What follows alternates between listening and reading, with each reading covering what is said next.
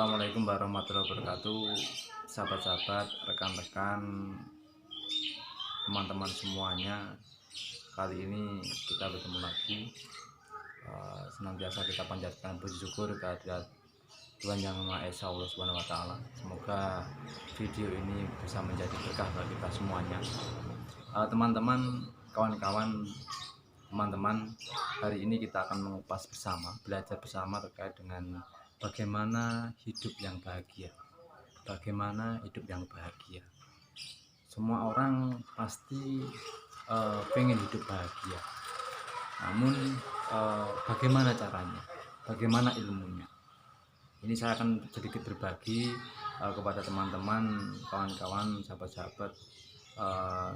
Namun sebelumnya jangan lupa tolong klik tombol merah, subscribe, like, dan komen video ini, dan share ke teman-teman biar tambah bermanfaat.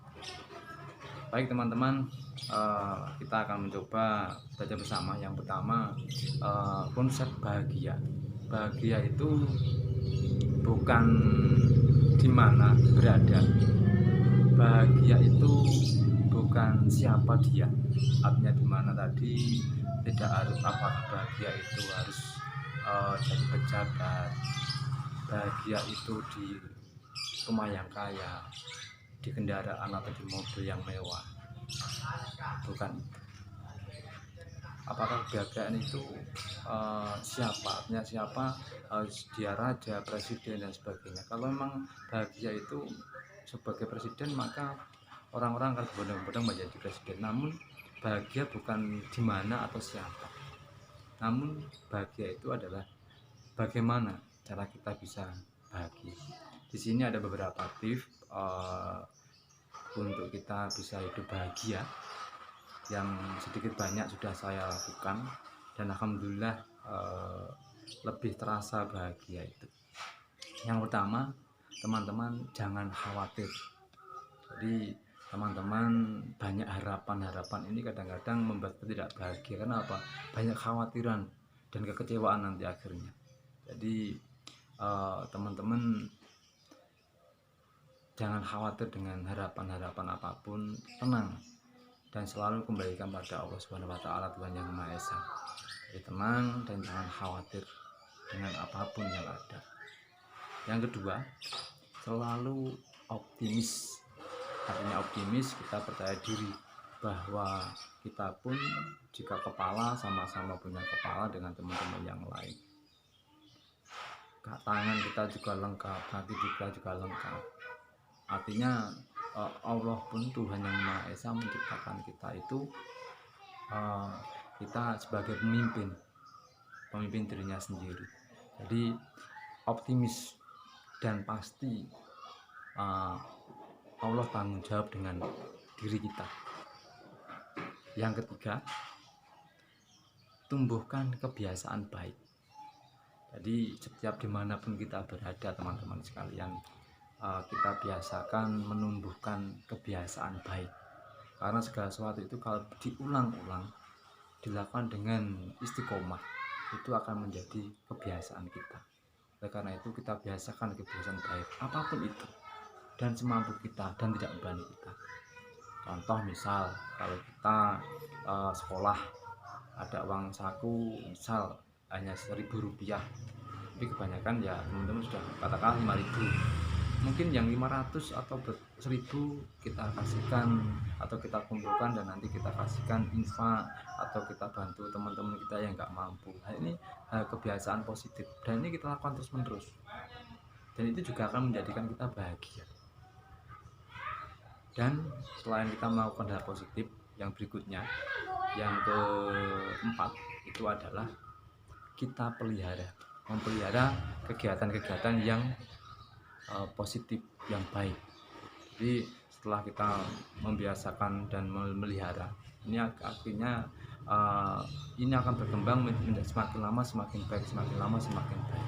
Karena pada prinsipnya hidup adalah hari ini harus lebih baik daripada hari yang kemarin, dan hari esok harus lebih baik daripada hari ini. Saya ulangi lagi, hari ini harus lebih baik daripada hari yang kemarin, dan hari esok harus lebih baik daripada hari ini. Artinya kita melakukan hal kebaikan dan memeliharanya. Oke.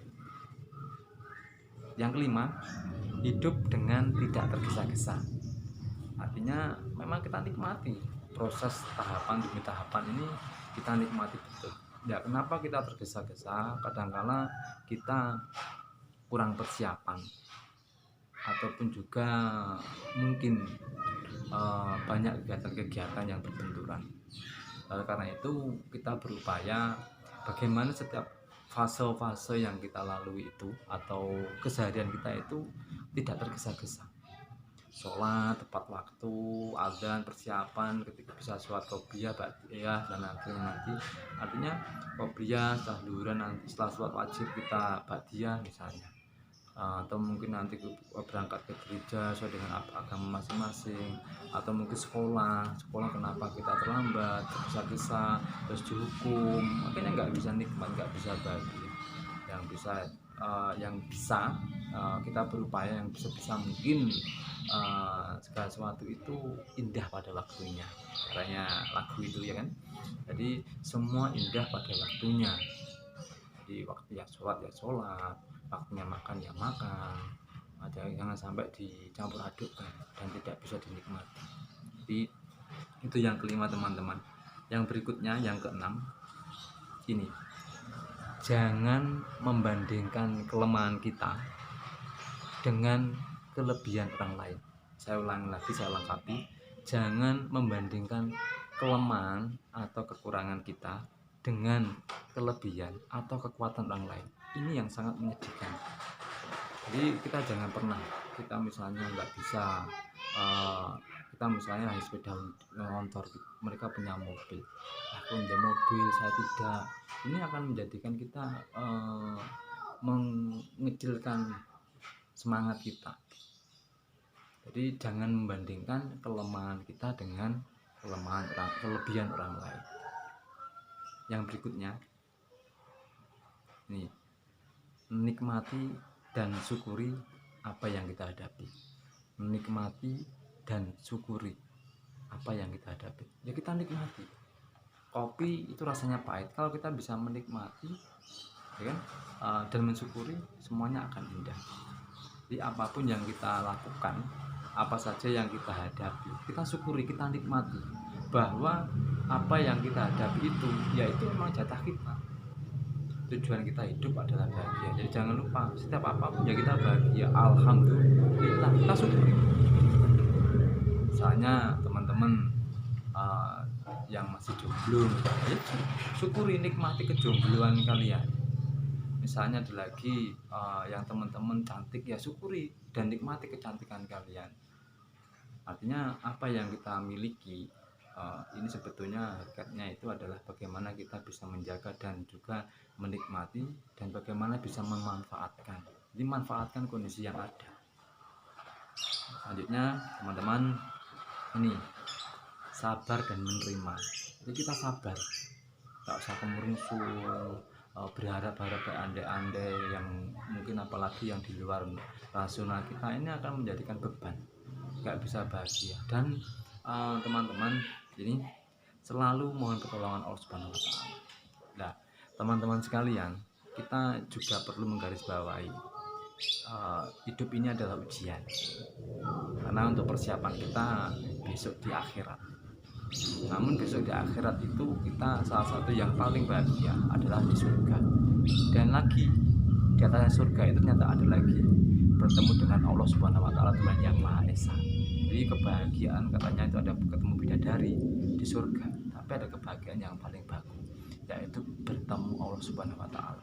Ya, bagaimana mengembalikan apa saja yang kita hadapi ini semata-mata bahwa ini adalah ridha Allah. Jadi enak, nikmat. Jadi misalnya kita puasa, semakin kita puasa mengikuti apa yang disampaikan Allah, kita nikmati pondok Ramadan, kita nikmati puasa kita nikmati ibadah kita, akhirnya apa? Hati bisa tentram, bisa bahagia, bisa rumah tangga tertata, tidak mengikuti hawa nafsu.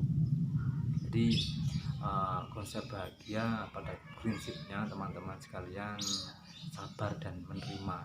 Dan ini selalu mengambil hikmah dalam setiap langkah atau kejadian. Ini perlu garis bawahi, selalu mengambil hikmah dalam setiap langkah. Baik, terima kasih. Semoga video ini bermanfaat. Sekali lagi jangan lupa klik tombol merah, subscribe, like, komen, dan share video ini ke teman-teman biar tambah bermanfaat. Baik, kurang lebihnya mohon maaf. Salam sukses, salam berkah selalu. Wassalamualaikum warahmatullahi wabarakatuh.